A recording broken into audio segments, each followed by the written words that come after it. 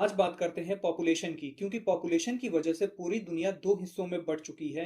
एक हो गए हाई इनकम रीजन्स, जैसे कि Hong Kong, south Korea and Japan, जिनकी सबसे बड़ी प्रॉब्लम है एजिंग पॉपुलेशन। ये क्या होता है हम आगे समझेंगे। और दूसरे हैं low income countries like south Sudan, Pakistan और वेस्टर्न एंड ईस्टर्न सब सहारन अफ्रीकन कंट्रीज, जिनके पास वर्किंग एंड यंग पॉपुलेशन तो काफी है, लेकिन उनकी जरूरतें पूरी करने के लिए ना तो इनके पास जॉब है ना तो रिसोर्सेस। हमारी country India low income countries और हाई इनकम कंट्रीज के बीच में आती है। हमारी इनकम जैसे जैसे बढ़ रही है, दुनिया की बाकी रिच कंट्रीज की तरह हमारे सामने भी वर्किंग एज पॉपुलेशन के डिक्लाइन का खतरा बढ़ रहा है।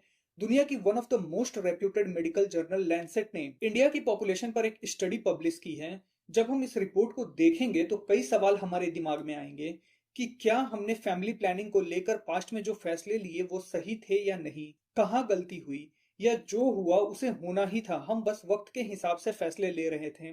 1950 के समय हमारी पॉपुलेशन थी 35-36 करोड़ के आसपास। फर्टिलिटी रेट थी 6.18।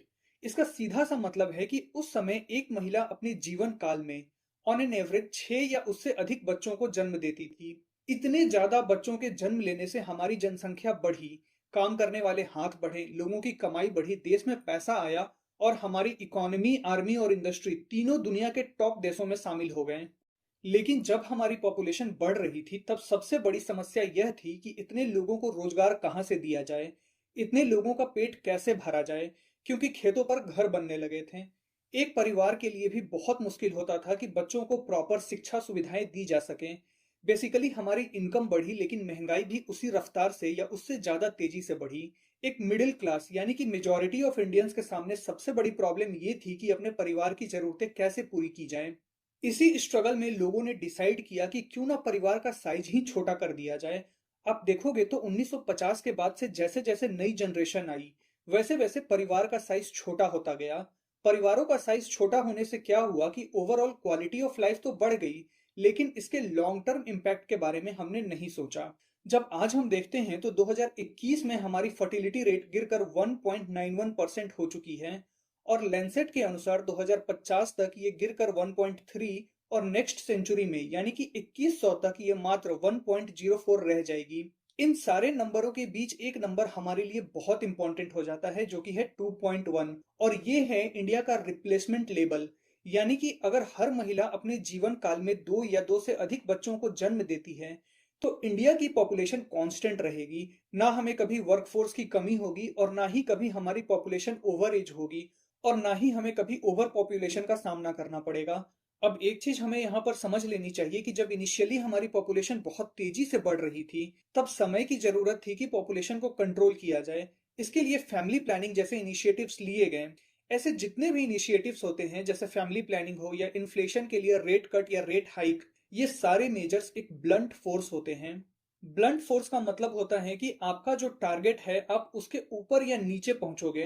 टारगेट पर पहुंचना बहुत मुश्किल होता है। जैसे मान लो कि मैंने एक मार्कर लिया और उससे पेड़ पर एक मार्क कर दिया। अब आपको एक हथौड़े या कुल्हाड़ी की मदद से उस मार्क किए हुए पॉइंट को हिट करना है।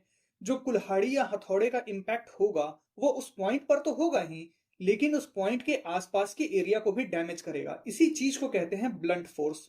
तो जब हम टारगेट लेकर चलते हैं पॉपुलेशन कंट्रोल में 2.1 का, तो आप मान के चलो कि हम 2.1 के ऊपर जाएंगे या फिर 2.1 से नीचे चले जाएंगे। वही हुआ इंडिया के साथ। 1950 में जहां 1 करोड़ 60 लाख बच्चों का जन्म हुआ था, वहीं 2021 में 2 करोड़ 24 लाख बच्चों का जन्म हो गया। अब आप एक बार को सोचोगे कि ये तो नंबर बढ़ गया, यानी कि नंबर ऑफ बेबीज बढ़ गए। देखिए, यहाँ पर नंबर ऑफ बेबीज इसलिए ज्यादा दिख रहे हैं क्योंकि 1950 के कंपैरिजन में इंडिया में नंबर ऑफ विमेन्स भी बढ़ी हैं। इसलिए जब आप बेबीज पर विमेन का डेटा देखोगे तो आपको रियलिटी पता चलेगी। लेंसेट के ही अनुसार 2050 तक नंबर ऑफ बेबीज की संख्या 1 करोड़ 30 लाख हो जाएगी और 2100 में ये संख्या घटकर सिर्फ 30 लाख रह जाएगी। यानी कि आगे चलकर हमें population decline and ageing population का सामना करना पड़ेगा। और जब ऐसा होगा तब इंडिया के industrial, agricultural and service sector में भारी वर्कफोर्स की कमी महसूस की जाएगी। देखिए, वर्कफोर्स की कमी से हमारी प्रोडक्टिविटी घटेगी एंड अल्टीमेटली इसका असर हमारी इकोनॉमी पर पड़ेगा। देखो, फर्टिलिटी रेट के गिरने से क्या होगा कि हमारे देश में यंग पॉपुलेशन घटेगा और बुजुर्ग लोगों की पॉपुलेशन बढ़ेगी। जिससे गवर्नमेंट के सोशल स्पेंडिंग पर बहुत ज्यादा प्रेशर पड़ेगा।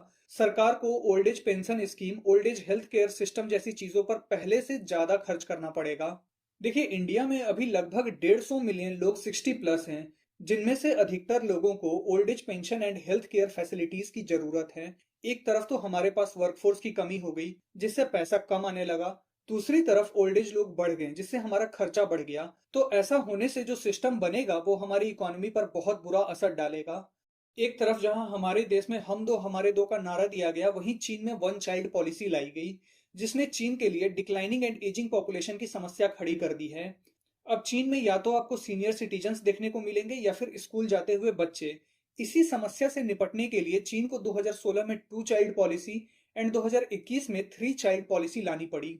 देखिए, चीन अकेला नहीं है, ये समस्या ओवरऑल यूरोप में और उनकी कई देशों में है। जैसे पोर्चुगल, इटली और ग्रीस में तो ये समस्या बहुत भयानक रूप ले चुकी है, जिसे ग्रेइंग ऑफ यूरोप भी कहा जाता है। चलो, एक बार को माना जा सकता है कि यूरोप तो फिर भी बहुत विकसित है, तब उनके यहाँ इस तरह की प्रॉब्लम है। लेकिन भारत और चीन जैसे देश जो कि अभी डेवलपिंग स्टेज में है और हमारे यहाँ इन प्रॉब्लम्स का सामना करना पड़ रहा है, तो ये हमारे लिए बहुत चिंता की बात है। आज हमारे देश में एजुकेशन बेहतर हो चुकी है, हेल्थ केयर सिस्टम भी बेहतर हो चुका है, जिससे लाइफ एक्सपेक्टेंसी बढ़ चुकी है, यानी कि लोग पहले से ज्यादा जी रहे हैं। इन सबके साथ सोशल माइंडसेट चेंज हो गया है। अब एक स्टैंडर्ड ऑफ लिविंग मेंटेन करने के लिए लोग चाहते हैं कि परिवार जितना छोटा हो उतना ही बेहतर होगा। पहले जहां दो बच्चों की बात की जाती थी, अब बहुत सारे बड़े शहरों में आप देखोगे तो एक बच्चे की ही बात की जा रही है। बच्चे बहुत ज्यादा कम होने से हो सकता है एक फैमिली की, एक सोसाइटी की शॉर्ट टर्म गोल्स पूरे हो जाएं, लेकिन एज ए कंट्री अगर आप सोचो तो इससे लॉन्ग टर्म में बहुत बुरा असर पड़ेगा। अगर इसी तरह से फर्टिलिटी रेट और पॉपुलेशन रिप्लेसमेंट रेशियो का गैप बढ़ता रहा, तो आने वाले समय में हम डिक्लाइनिंग एंड एजिंग पॉपुलेशन की ऐसी समस्या से घिरे होंगे जिसे ठीक करने में दशकों का समय लग जाएगा। तो गाइस, आज की इस वीडियो में बस इतना ही। अगर ये वीडियो आपको पसंद आई है तो इस वीडियो को लाइक करें और अपने फ्रेंड्स एंड फैमिली के बीच शेयर करें। मिलते हैं नेक्स्ट वीडियो में एक और इंपॉर्टेंट टॉपिक के साथ। तब तक के लिए धन्यवाद।